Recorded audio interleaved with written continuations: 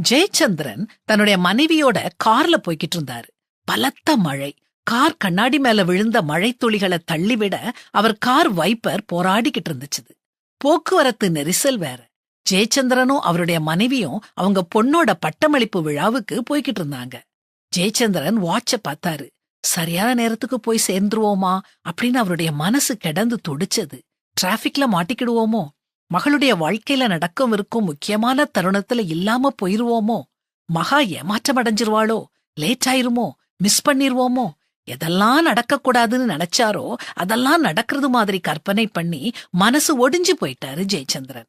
திடீர்னு தன்னைத்தானே திடப்படுத்திக்கிட்டு தன்னை அறியாமலே வாய்விட்டு கேட்டாரு, இந்த நிமிஷம் நாம டிராபிக்ல மாட்டிக்கிட்டோமா? இல்ல, டிராபிக் போய்கிட்டு தான் இருக்குது. பலத்த மழை பெஞ்சாலும் போக்குவரத்து அதிகமா இருந்தாலும் கார் நிக்காம ஓடிக்கிட்டு தான் இருக்குது. அப்போதான் அவருக்கு தன்னுடைய பயத்துக்கு காரணமே இல்லைன்னு புரிஞ்சது. எதிர்காலத்துல நடக்காத ஒண்ணு நடந்துருமோன்னு நினைச்சு தான் பயப்படுறது அவருக்கு புரிஞ்சது. அவர் எதையும் மிஸ் பண்ண போறதில்ல. இந்த நிமிஷம் நிஜம். இந்த நிமிஷத்துல அவர் எந்த பாதிப்பும் இல்லாம கார்ல பயணப்பட்டுக்கிட்டு இருப்பது நிஜம்.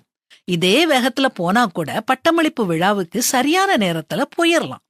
நாமும் அடிக்கடி எதிர்காலத்துல நடக்காதத நடந்துருமோன்னு நினைச்சு பயப்படுறோம்.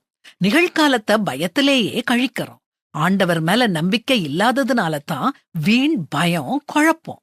கடவுள் இப்போ இந்த நிமிஷம் நம்ம பக்கத்துல இருக்கிறாரு. அவர் எல்லாத்தையும் பார்த்துக்கிடுவாரு. நம்மால மழைய நிப்பாட்ட முடியாது, போக்குவரத்தை வேகமா போக வைக்க முடியாது. ஆனா இதெல்லாத்தையும் தம்முடைய கட்டுப்பாட்டுக்குள்ள வச்சிருக்கும் கடவுளை நம்புங்க.